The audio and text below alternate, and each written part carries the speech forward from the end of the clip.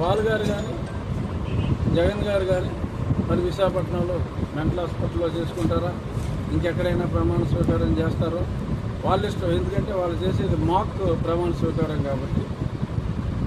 మేము చంద్రబాబు నాయుడు గారు అమరావతిలోనే ప్రమాణ స్వీకారం చేస్తారు. అది 9 లేకపోతే ఒక రోజు ముందా ఒక రోజు తర్వాత అనేది ఆయన నక్షత్రం బట్టి ఆయన జ్యోతిష్యులు ఆర్ సిద్ధాంతులు చెప్పిన దాన్ని బట్టి ఆధారపడి ఉంటుంది. ఖచ్చితంగా చంద్రబాబు నాయుడు గారు, పవన్ కళ్యాణ్ గారు భారతీయ జనతా పార్టీ నాయకత్వంలోనే రాష్ట్ర ప్రభుత్వం ఏర్పడుతుందని చెప్పడంలో ఎటువంటి సందేహం లేదు. అసలులోనే మనకంతా అర్థమైపోతుంది.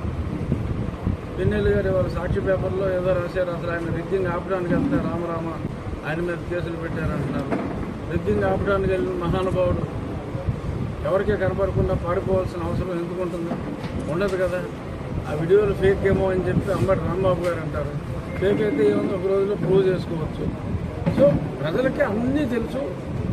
కేవలం ఇదేంటంటే ఒక లిట్మస్ టెస్ట్ లాగా అందరికీ తెలిసిన ఈ నిజం ఈనాడు ఆంధ్రజ్యోతిలో వచ్చింది, కానీ సాక్షిలో ఇంకో రకంగా వచ్చింది. ఏందని చెప్పి ఆల్రెడీ వీళ్ళు అంటే స్కెచ్ చేసుకుంటున్నారన్నమాట.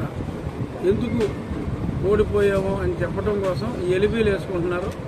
ఈ గెలుపు ప్రజలు ఓట్లేసింది కాదు, మోసం చేసి గెలిచారు కాబట్టి మేము ప్రమాణ స్వీకారం చేసుకుంటామని చెప్పి వైజాగ్ ఈస్ట్లో జగన్ గారు చేస్తారు, వైజాగ్ వెస్ట్లో పాల్ గారు చేసుకుంటారు. ఒకవేళ జగన్ గారే వెస్ట్లో చేసుకుంటే పాల్ గారు ఈస్ట్లో చేసుకుంటారు. అంతకుమించి నిజమైన ప్రమాణ స్వీకారం చంద్రబాబు గారు, పవన్ కళ్యాణ్ గారు, కేంద్రం నుంచి కూడా మరి ప్రధానమంత్రి గారు వస్తారా లేకపోతే ఇంకేమైనా మంత్రి గారు వస్తారో వాళ్ళ సమక్షంలో అత్యద్భుతంగా జరుగుతుంది.